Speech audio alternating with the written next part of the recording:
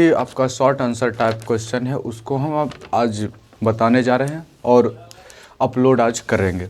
तो चलिए अब चर्चा करते बिना समय व्यस्त किए चर्चा करना शुरू करते हैं। सबसे पहला सवाल इसमें भी वही पूछा है जो हम 2-3 साल वाला सॉल्व किए, तीनों में हम चर्चा कर चुके। 5% यूरिया घोला, अब घोल के परासरण दाब की।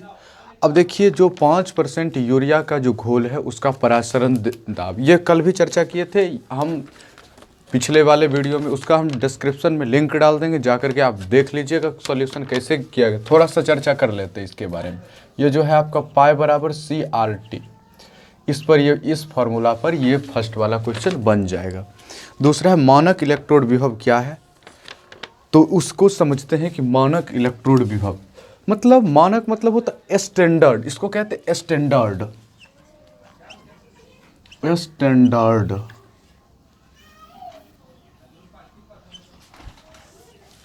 स्टैंडर्ड अब देखिए स्टैंडर्ड अब है इलेक्ट्रोड विभव पोटेंशियल।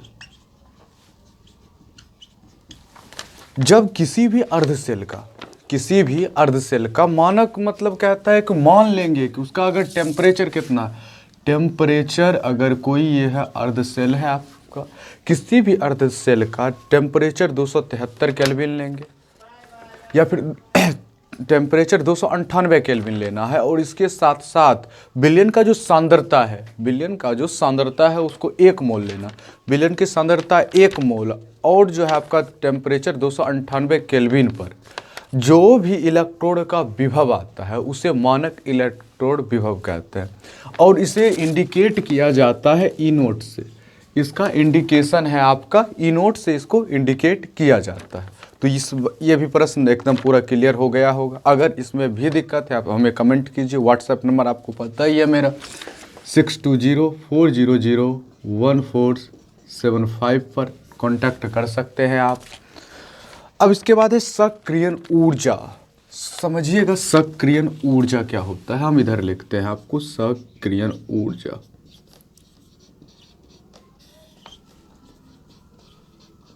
सक्रियण ऊर्जा इसी को एक्टिवेशन एनर्जी कहा जाता है। एक्टिवेशन एनर्जी कहते हैं, इसे EA के द्वारा निरूपित किया जाता है।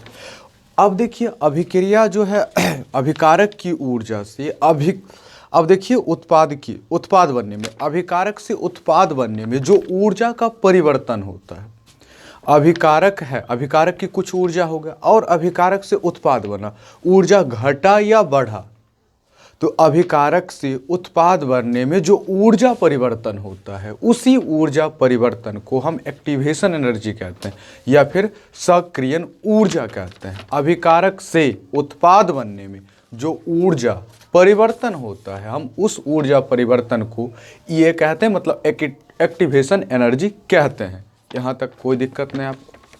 अब इसके बाद है आपका भौतिक और रासायनिक अधिशोषण में अंतर। अब भौतिक अधिशोषण क्या होता है और रासायनिक अधिशोषण क्या होता है। अब देखिए जो एक तरफ भौतिक अधिशोषण है, दूसरा तरफ है रासायनिक अधिशोषण। अब देखिए जैसे आप देखिए थोड़ा सा समझ लीजिएगा कि भौतिक अधिशोषण किसे कहते हैं और रासायनिक अधिशोषण हम किसे कहेंगे। तो भौतिक अधिशोषण हो गया, जैसे आप देखते हैं कोई कार है कुछ दिन से लगा हुआ, उस पर मिट्टी कण आ करके जमा हो रहा है। अब जिसको हम आसानी से हटा देते हैं, मतलब मिट्टी को एक बार कपड़ा लेकर के साफ कर देते हैं, साफ हो गया, तो इस प्रकार के अधिशोषण को हम भौतिक अधिशोषण कहते हैं। और वही बात अगर तांबा का बर्तन अगर 10 दिनों से 1 महीना से रखा हुआ, उस पर देखते हैं ब्लैक सब उस पर परत बैठ जाता है, तो उसे हम कहते हैं रासायनिक अधिशोषण कहते हैं। उसे क्या कहते हैं, रासायनिक अधिशोषण कहते हैं। तो ये सबसे पहले देखिए ये एकल परत का निर्माण करता है, ये एकल परत का निर्माण करता है। इसके साथ साथ ये उत्कर्मणीय होता है। ये कैसा है जी, उत्कर्मणीय, सॉरी ये एकल है, ये बहु आणविक परत का निर्माण, मतलब बहुत सारा। देखिएगा एक परत आकर के बैठेगा तो पर मोटा, अगर कुछ दिनों तक छोड़ दिया जाए तो ये बहुत मोटा मोटा परत हो जाएगा, बहुत धीरे धीरे करके जमा हो जाएगा। साइक्लिक देख लीजिए, उस पर धीरे धीरे करके मोटा मोटा परत क्या होता है, जम जाता है। अब है ये, इसमें सिर्फ अगर एक बार परत बन गया, एक बार अगर लोहा किसी ऑक्सीजन से अभिक्रिया करके आयरन ऑक्साइड बना लिया तो वो उसी प्रकार रह जाएगा, वो उसी प्रकार रह जाएगा, वो दोबारा फिर नहीं होगा। लेकिन अगर एक बार जमा, फिर अब परत पर परत जमेगा, मतलब बहुत सारा परत क्या हो जाएगा, बन जाएगा आपका। ये एकल पर, ये उत्क्रमणीय है और ये अनुत्क्रमणीय, इसे आसानी से हटा सकते हैं दोबारा, और इसे आसानी से हटा नहीं सकते। ये अनुत्क्रमणीय परिवर्तन। ये दाब बढ़ने पर ये घटता है, दाब बढ़ने पर एक होता है कि घट जाता है, दूसरा होता है दाब बढ़ने पर बढ़ जाता है। तो ये है आपका भौतिक अधिशोषण और रासायनिक अधिशोषण, ये आपका है। उसके बाद है कि भर्जन और निस्तापन में अंतर। ये भी पीछे वीडियो में हम बताएं कि भर्जन क्या है, निस्तापन क्या है। लिंक डाल देंगे, दोबारा जा करके आप देख लीजिएगा, वहाँ पर भी आपको कुछ फ़ायदा ही होगा। भर्जन थोड़ा सा, इसको थोड़ा सा चर्चा कर ले। मतलब सल्फाइड अयस्कों को उसके गलनांक से कम ताप पर गर्म करके ऑक्साइड में बदलने की प्रक्रिया को हम भर्जन कहते हैं, और कार्बोनेट अयस्कों को उसके गलनांक से कम ताप पर गर्म करके ऑक्साइड में बदलने की प्रक्रिया को हम निस्तापन कहते हैं या कैल्सिनेशन कहते हैं। ये बात हो गया। और उसके बाद है गालक एवं धातुमल। गालक एवं धातुमल है।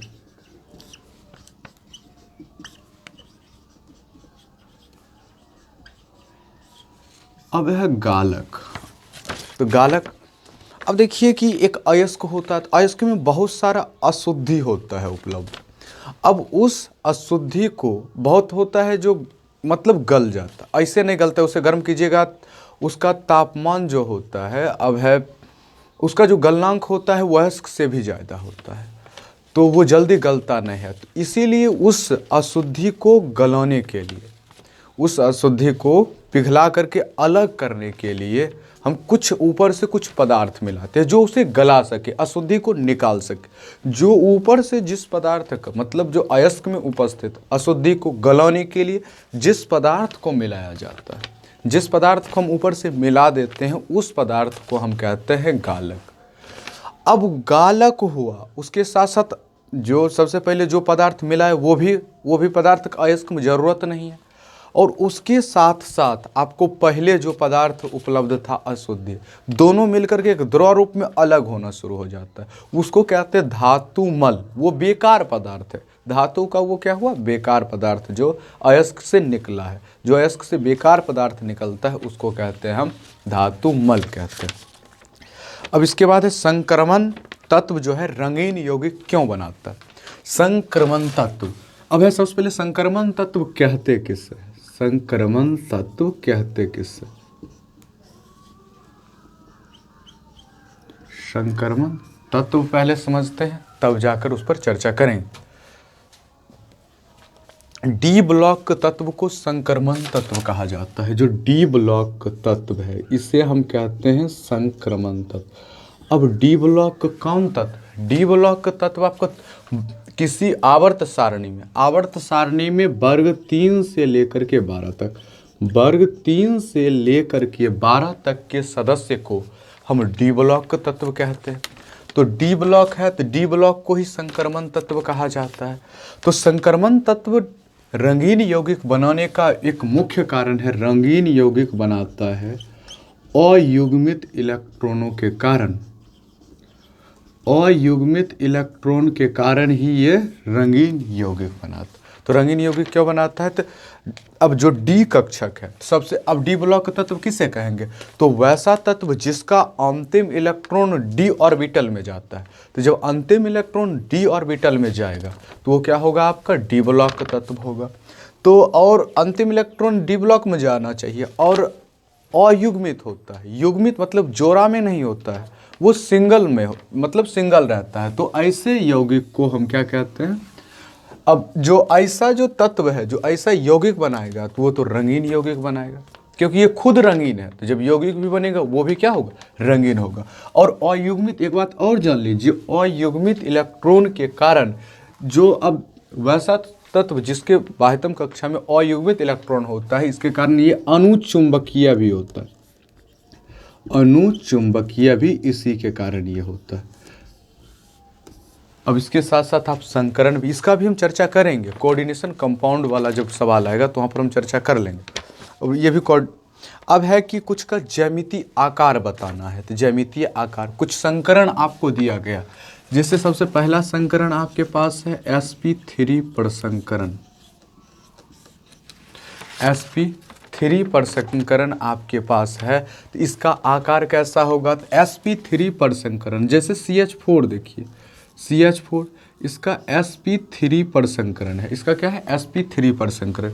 इसका जो आकार होता है ज्यामितीय आकार वो होता है चतुष्फलकीय, इसका आकार होता है चतुष्फलकीय आकार होता है। और एक है D2sp3, D2sp3 जैसे PCl5 यौगिक है, इसमें संकरण पाया जाता है D2sp3, तो P है, तो अब यहाँ पर एक होगा, एक इधर Cl होगा, एक इधर Cl होगा, एक इधर Cl होगा। अब देखिए 3 Cl है, अब यहाँ से जो हम मिला आपका 3 गो, और एक ऊपर से आता है Cl, यहाँ होगा, और एक नीचे Cl होगा, मतलब ये अष्टफलकीय संरचना का निर्माण करता है। तो D2sp3 के कारण आपका अष्टफलकीय संरचना बनता है।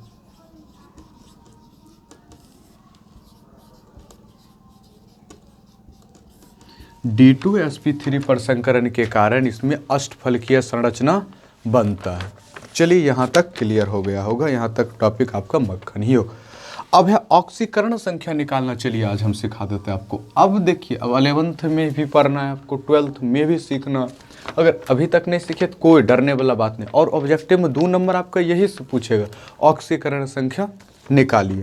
तो ऑक्सीकरण संख्या जैसे एक है यौगिक है तो K4 है और FeCN6, K4 FeCN6 है।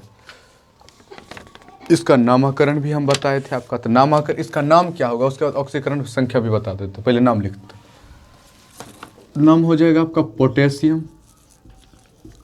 पोटेशियम हो जाएगा, और इसके साथ साथ पोटेशियम। उसके बाद देखिए इसमें आएंगे गुरु कोष्ठक के अंदर वाला, तो गुरु कोष्ठक के अंदर में सबसे पहले लिखा जाता है लिगेंड का नाम, तो इसका हो जाएगा हेक्सा। CN को कहते हैं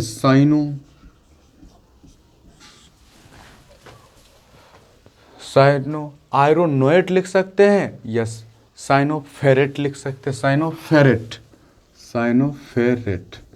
फेरेट हो गया। फेरेट होगा तो इसका ऑक्सीकरण संख्या निकालना है। तो ऑक्सीकरण, जिसका ऑक्सीकरण निकालना होता है हमें, हम उसका क्या करते हैं, हम जिसका ऑक्सीकरण निकालना तो उसको x मान लेते। अब यह K का होता है +1, देखिए हम इधर लिख देते, K का ऑक्सीकरण संख्या +1 होगा। अब F निकालना है तो F x मान लेंगे। CN को जान लीजिए कि -1 होता है, तो यहीं से आपका निकल जाएगा। K 4 गो है, इसका +1 × 4। अब देखिए प्लस, अब F x होता है तो x लिख देंगे। उसके साथ साथ CN का -1 है, CN को यहाँ पर -1 डालेंगे। और क्या गो CN है, 6 गो है। और किसी भी कंपाउंड का ऑक्सीकरण संख्या 0 होता है, ये हो जाएगा +4 + x और ये -6 = 0। अब x, अब ये हो जाएगा x - 2 = 0, x = +2। तो इसका ऑक्सीकरण संख्या निकल करके कितना आया, 2। तो जितना आया उसको ब्रैकेट में लिख दीजिए। तो यहाँ से हम आपको नामकरण भी सिखा दिए, साथ साथ ऑक्सीकरण संख्या भी निकालना सिखा दीजिए। अब एक और है यौगिक, तो लिख देते हैं आप इसका, जरा सा जल्दी से आप लिख करके कमेंट में बताइएगा कि इसका आंसर क्या होगा। तो जैसे PT है, PT, अब देखिए PTCl4, PTCl4 2-, इसका नामकरण निकालना है। सबसे पहले देखिए नामकरण का तरीका बता देते हैं, आप उसको कमेंट में आंसर बताइए। ये लिगेंड है तो लिगेंड का नामकरण उसको संख्या 7 कर दीजिएगा। और उसके साथ साथ प्लेटिनम है तो प्लेटिनम लिख दीजिएगा। और उसके बाद है आपको क्या करना है, तो प्लेटिनम को ऑक्सीकरण संख्या लगा दीजिएगा, उसके साथ साथ जो आयन है आयन लिख दीजिएगा। तो नामकरण इसका इस प्रकार हो जाएगा। अब है कुछ संरचना सूत्र भी लिखना है। तो संरचना सूत्र है तो सबसे पहला लिखते हैं संरचना सूत्र किसका लिखना। तो संरचना सूत्र भी लिखना सिखाएंगे, डरने वाला कोई बात नहीं, बहुत आसानी से आप लिख दीजिएगा। संरचना सूत्र आप बहुत आसानी से लिख सकते हैं किसी भी यौगिक का। तो सबसे पहला जो है संरचना सूत्र लिखना है आपका 4,4 अब है मिथाइल 4,4 मिथाइल 2 पेंटेनॉल है, 2 पेंटेनॉल है, 4,4 मिथाइल 2 पेंटेनॉल। तो 4,4 मिथाइल है तो सबसे 4 नंबर पर अब है यहाँ देखिए पेंट मतलब 5 कार्बन। तो 5 कार्बन लिखिए, 1 2 3 4 5, 5 गो कार्बन हो गया। अब है कि आपको सबसे पहले पोजीशन, OL मतलब हुआ OH, OL ऑल जो लगता है, ऑल लगता है आपका एल्कोहल ग्रुप के लिए, एल्कोहल ग्रुप के लिए ऑल लगता है। और इसका फंक्शनल ग्रुप होता है एकल बंध OH। तो 2 नंबर पर इसको लगाना है। तो चलिए 2 नंबर पर हम इसको लगा देते हैं। ऊपर में लिखिए, नीचे में लिखिए, जहाँ मन होता है वहाँ लिख सकते हैं, कोई दिक्कत। तो इधर से गिनना शुरू करेंगे। दूसरा नंबर पर OH लगा, तीसरा, चौथा नंबर पर क्या लगाना, मिथाइल। मिथाइल का होता है CH3, यहाँ भी CH3, 2 मिथाइल लग गया। उसके बाद जितना है सबको संतृप्त हाइड्रोजन लगा करके कर दीजिए। तो ये इसका स्ट्रक्चर बन करके आपके सामने तैयार है। कितना आसान है बनाना स्ट्रक्चर, देख लीजिए, बहुत आसानी से आप स्ट्रक्चर बना सकते हैं। तो 4,4 मिथाइल 2 पेंटेनॉल, ये देखिए, तो 1 2 3 4 नंबर पर है 4,4 2 मिथाइल है। अब 4,4 डाइमिथाइल, इसको 4,4 इसको डाइमिथाइल आप लिख सकते हैं, कोई दिक्कत नहीं है। ये डाइमिथाइल हो जाएगा यहाँ 4,4 डाइमिथाइल। और एक और यौगिक का आपका क्या करना है, संरचना सूत्र, तो उस संरचना बनाना है। तो एक और है 2 ब्यूटेनॉल, 2 ब्यूटेनॉल। तो ऑल है तो ब्यूट के लिए 4 कार्बन, 1 2 3 4, इसको आप बट नहीं पढ़िएगा, ब्यूट पढ़ना है। तो 4 है, 2 नंबर पर OH ग्रुप लगा हुआ है, तो यही हो गया आपका ब्यूटेनॉल। अब उसके साथ साथ है आपका IUPAC नामकरण भी करना है आपका। तो IUPAC नामकरण चलिए हम यहाँ पर चर्चा कर लेते हैं। CH2, आपका CH2, इधर भी नीचे भी CH2 है, COOH, और E भी है COOH। ये चलिए, ये बात है आपका। तो 1 2 3 4 गो कार्बन समूह जुड़ा हुआ है, 4 गो कार्बन समूह जुड़ा हुआ है। तो चलिए इसके लिए क्या लिखेंगे, ब्यूट हो जाएगा। 4 के लिए क्या लिखते हैं, ब्यूटेन लिख दीजिए, ब्यूटेन हो जाएगा, ब्यूटेन। उसके साथ साथ देखिए कितना नंबर पर पहले COOH जुड़ा हुआ, फर्स्ट नंबर पर, तो इसको 1। उसके बाद कितना नंबर पर, 4 नंबर पर 4 डाइओइक एसिड, ये इसका नाम हो जाएगा, butane 1,4 dioic acid, 1,4 dioic acid हो जाएगा इसका नाम। चलिए ये सब आपका मेनली ये 2013 में ये सवाल पूछा गया था, ये सब अब भी आए, बहुत इम्पॉर्टेंट है, वेरी वेरी इम्पॉर्टेंट प्रश्न है। अगर इन सब का आपका हैंड रिटन नोट्स चाहिए तो आप हमारे व्हाट्सएप नंबर हम लिख चुके हैं आपके सामने। अब देखिए आपके सामने 620400, अब देखिए नहीं लिखा हुआ था, हम फिर इससे एक बार लिख देते, 6204001475, यहाँ देखिए लिखा गया, यहाँ देखिए लिखा गया है।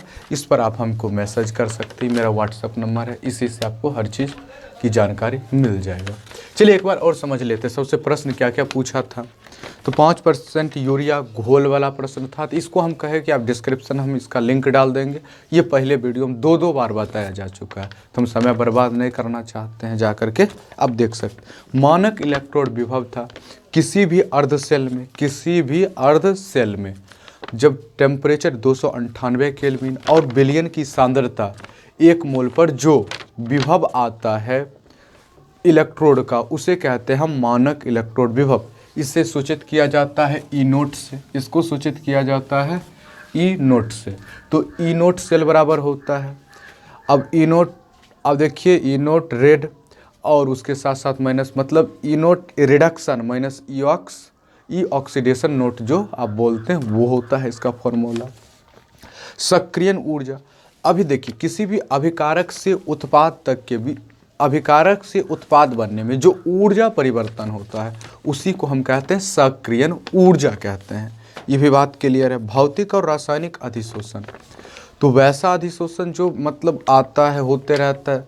भौतिक अधिशोषण जो है एकल परत, मतलब एकल परत संरचना भौतिक अधिशोषण बहुआण्विक परत बनाता है, जबकि आपका जो है रासायनिक अधिशोषण एकल परत का निर्माण करता है। ये उत्कर्मणीय है, ये अनुत्कर्मणीय है। एक दाब, मतलब जो भौतिक अधिशोषण है दाब बढ़ने के साथ साथ क्या होता है जी, ये बढ़ता है, और ये जो है आपका रासायनिक अधिशोषण दाब बढ़ने के कारण वो घटता है। अब है उसके बाद निस्तापन एवं भर्जन, तो पीछे हम वीडियो में बता चुके हैं 2010 क्वेश्चन बैंक सॉल्यूशन वाला जो डाले थे केमिस्ट्री, उसमें भी चर्चा हुआ था। और इसके साथ साथ आपका चर्चा हुआ है 2011 वाला में भी, 12 वाला में भी चर्चा हुआ है, मतलब सब में धीरे धीरे करके। और गालक और धातुमल था, तो गालक और धातुमल, तो जो पदार्थ गलाने का काम करता है, मतलब अशुद्धि को गलाने का काम करता है उसे गालक कहते हैं। और गालक और अशुद्धि के मिश्रण से जो द्रव बनता है उसे हम कहते हैं धातुमल कहते हैं। संक्रमण तत्व रंगीन यौगिक का निर्माण क्यों करता है? संक्रमण तत्वों में तो डी ऑर्बिटल में उपस्थित अयुग्मित इलेक्ट्रॉनों के कारण ये जो है आपका रंगीन यौगिक बनाता है, ये बात है। उसके बाद है कि कुछ का ज्यामितीय आकार बताना था, तो सबसे पहले ये जो क्या था जी, sp3 पर संकरण था। sp3 का चतुष्फल किया होता है, इसका होता है टेट्रागोनल, चतुष्फल किया होता है, और इसका होता है अष्टफल किया, ऑक्टागोनल होता है इसका संरचना। उसके बाद ऑक्सीकरण संख्या निकालना था, तो ऑक्सीकरण संख्या जिस, अब देखिए जब भी उप सहसंयोजक यौगिक होता है तो उसका जो होता है तो केंद्रीय परमाणु का ऑक्सीकरण संख्या निकलता है। तो केंद्रीय परमाणु इसमें है Fe, तो Fe जिसका ऑक्सीकरण संख्या आपको निकालना है उसका क्या करना, उसको x मान लेना है, और बाकी का आपको पोटेशियम पता है +1, Cn को मालूम ही है कि -1 होता है। तो -1 कैसे होता है, तो कार्बन का 4 होता है और इसका -4 होगा, इसका क्या होता है जी आपका +3 होता है, तो ये आ जाता है -1 आ जाता है। इस तरह इसका क्या होता है -1 हो गया Cn का, तो Cn 6 था, तो ये आपका ऑक्सीकरण संख्या। तो उसके बाद था आपका संरचना सूत्र, तो 4,4 डाइमिथाइल 2 पेंटेनॉल था, तो 4,4 डाइमिथाइल 2 पेंटेनॉल, ये इसका संरचना हो गया। इसके साथ साथ एक और संरचना था आपका 2 ब्यूटेनॉल वाला, ये है। और एक और सवाल है आपका, एक और सवाल था आपका IUPAC नामाकरण वाला, तो ये तो एक IUPAC नामाकरण वाला हो गया, और एक और सवाल छूट गया था आपका IUPAC नामाकरण वाला। तो इस प्रकार है आपका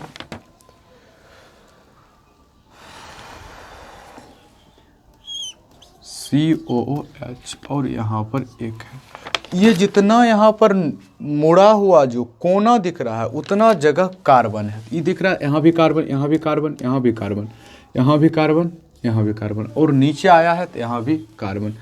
अब देखिए सबसे पहले सीधा संरचना को बताइए कौन सा है, श्रृंखला का सीरीज देखिए 1 2 3 4 5 6 कार्बन आपको दिख रहा है। कितना कार्बन? 6 कार्बन।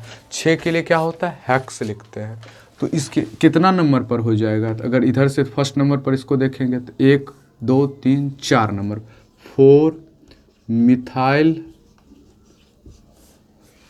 मिथाइल, उसके बाद क्या हो जाएगा जी 1 हेक्सेनोइक एसिड, हेक्सेनोइक एसिड हो जाएगा। 4 मिथाइल 1 हेक्सेनोइक एसिड आपका इसका नाम निकल करके आ जाएगा। ये सब चीज़ था आपका, इतना था। अगर ये वीडियो आपको अच्छा लग रहा है तो लाइक शेयर सब्सक्राइब करना ना भूलें। चलिए मिलते हैं आपसे नेक्स्ट वीडियो में, तब तक के लिए जय हिंद।